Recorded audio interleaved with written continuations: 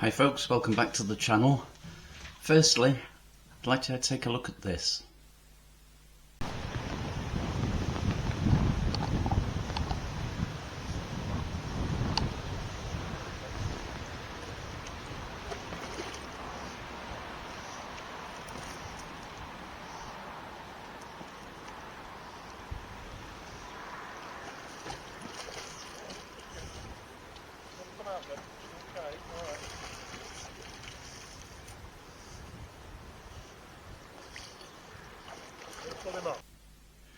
Now surely a video of Teddy the swimming spaniel, that's got to be worth a like, don't you agree? So please smash that like button for me, it really would help.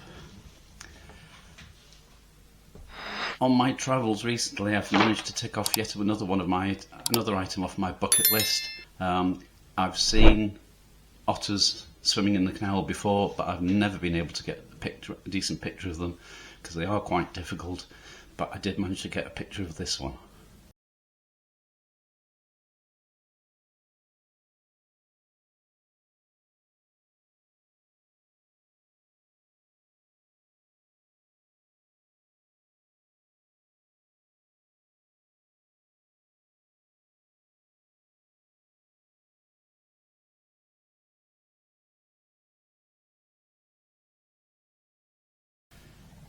If you're not a huge fan of Teddy the swimming spaniel, perhaps you might want to give me a like just for the otter photographs. As you can see, that particular one looks like he'd been in the wars. He's got a bloodied nose, but they are very territorial and he's probably come about from defending his patch.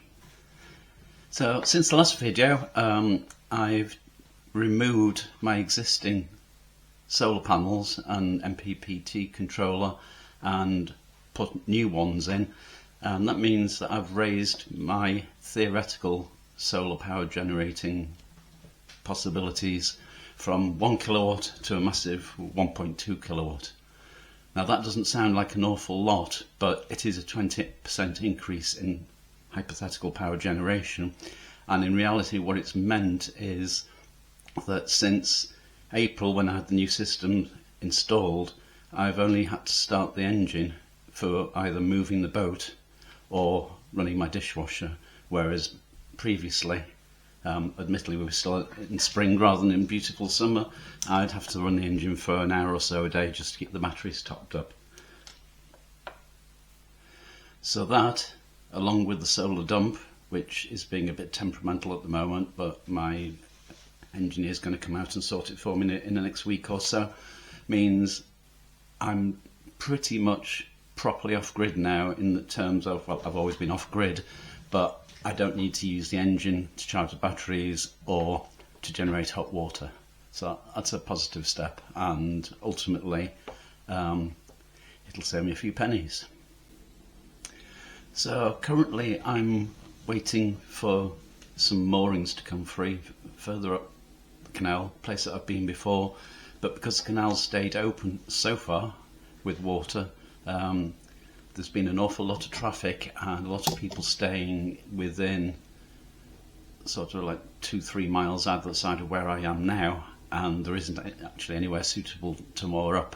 But hopefully when that happens I'm going to move out back up to Greenberfield and then hopefully drop down for the first time, go down on the Leeds-Liverpool canal towards a place called East Marton, and if the canal holds good and water levels hold good, maybe we may even get to a place called the Curly Whirlies.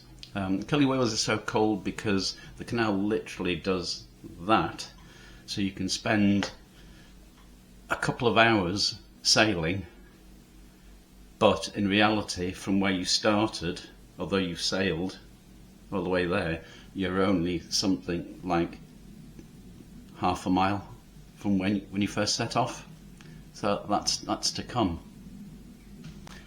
So for now I'm going to leave you with that. I've got some little video clips and obviously a load more photographs which I'll put on the end. There isn't a time lapse this time because I've been going up and down the same stretch of the canal for a while, but hopefully in the not too distant future, and when I've got a decent internet connection, we'll explore new fields, new areas. Until then, take care, look forward to seeing you again. Cheers now.